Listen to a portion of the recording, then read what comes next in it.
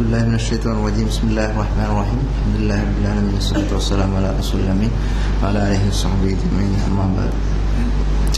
Respected chair and respected dignitaries, Assalamu alaikum, and all my brothers and sisters, Assalamu alaikum wa rahmatullahi wa barakatuh. So my topic is religious coexistence in Kerala, significance of Sayyid Nursi's teachings on peace and communal harmony. So I would like to present this topic into 4 levels. I would like to summarize my paper without having a detailed descriptions on Sayyid Nursi, because most of the presenters who had presented before me have already talked about him. So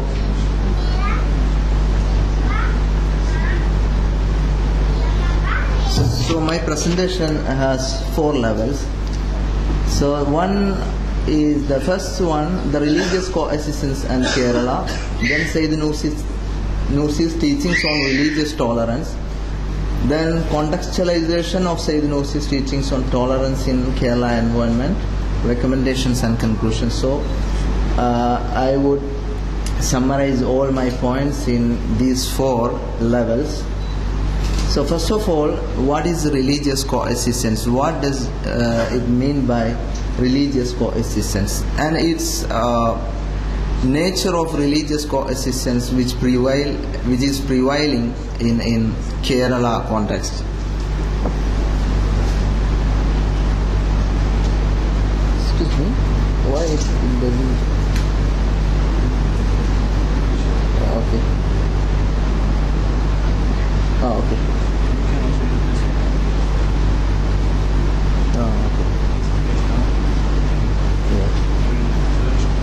Okay. Thank you.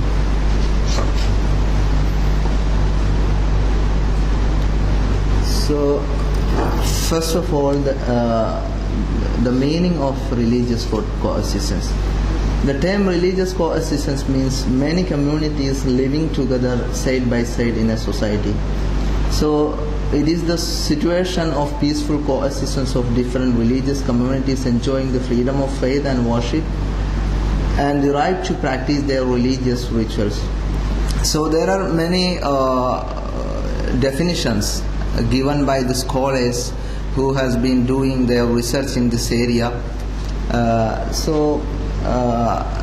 By religious coexistence, I give a more insight to this meaning, to the term religious coexistence.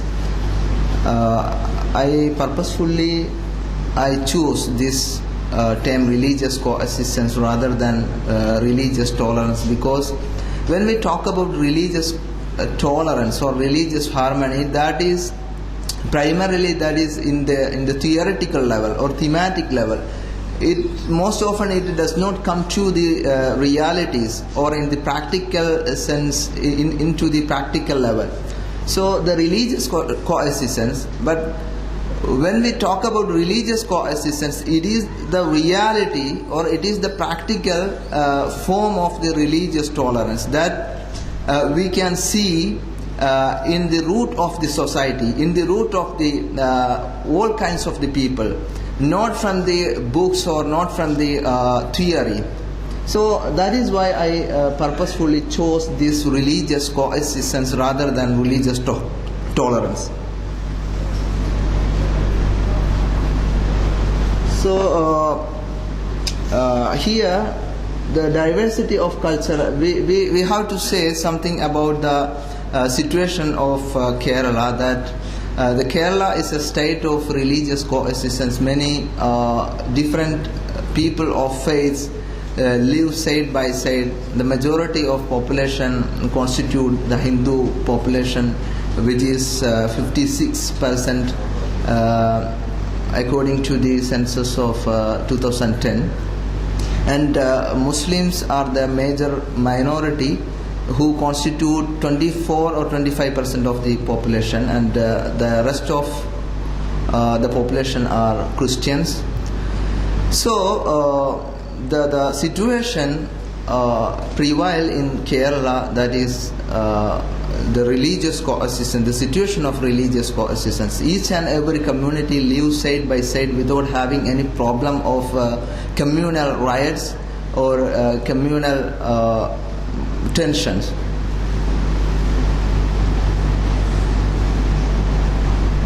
However, in recently we can see in some, not only from Kerala, all over in India, we can see the some kinds of deliberate attempts to polarize the people communally. So this kind of activities deliberately taken place by some minority even in Kerala. So the teachings of Sayyid Nursi, I would like to bring his teachings to the Kerala context on this premise, on this contemporary situation. So this is the most significant or most relevant time to bring such idea of peaceful coexistence by Sayyid Nursi.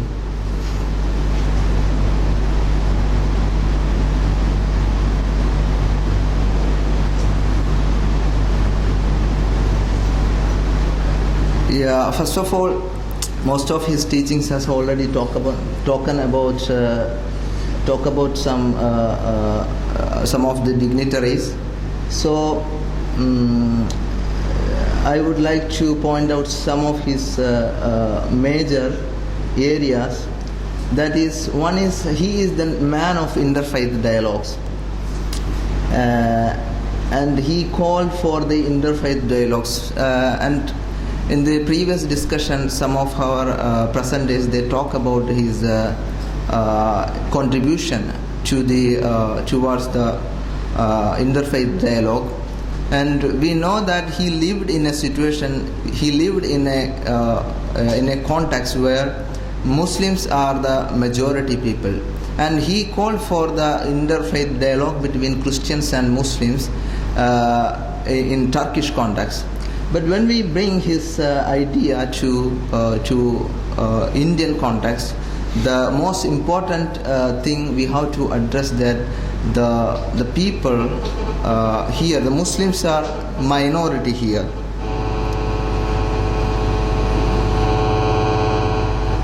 The Muslims are minority here. So the basic thing when we address this issue, that how to perceive the Hindu people in Kerala, how the perception of Muslims should be, how should be the Muslim perception on Hindus. So this is the basic question we have to address before we talk about the interfaith dialogues between the two major religions here, Hinduism and Islam.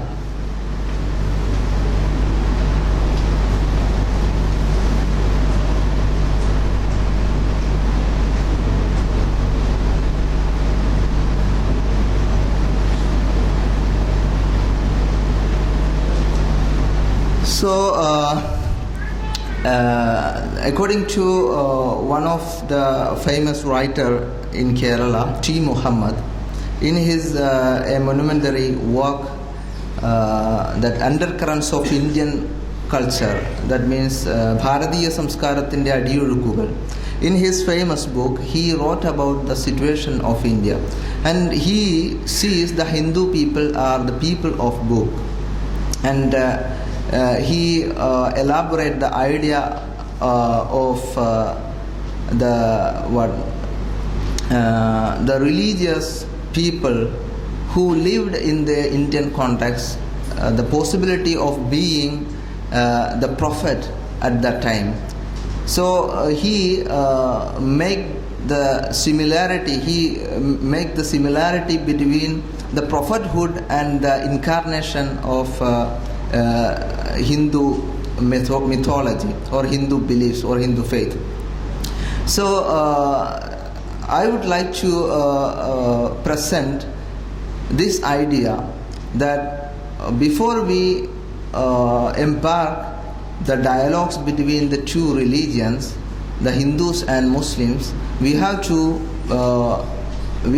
perceive the Hindu people as the people of book, or what we call Ahlul Kitab, because they have been already given the revealed knowledge by Allah subhanahu wa ta'ala through their prophets. But unfortunately, their thoughts and their faith have been corrupted by the science or the religious people or the priesthood among themselves.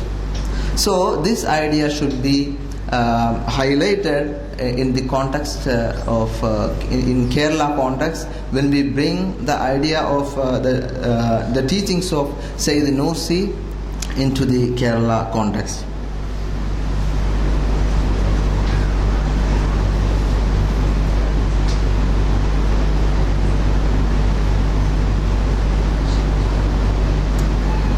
And another important factor that should be highlighted here, that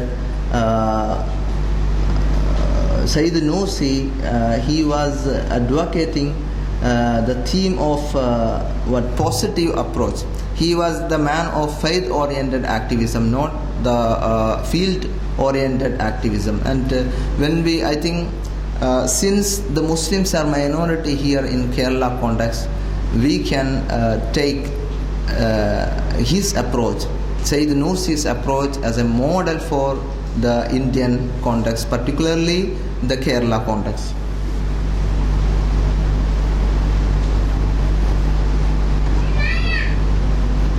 And one more thing, he was the advocate of non-violent activism. That means in a situation where the Muslims are minority, they never can afford any violence, or they never can resort to violence for bringing the changes into the society. Rather, they have to focus on the faith-oriented activism. By this faith-oriented activism, we can attract the other people, the other communities into Islam, and that will consequently make the good relationship between the two religions.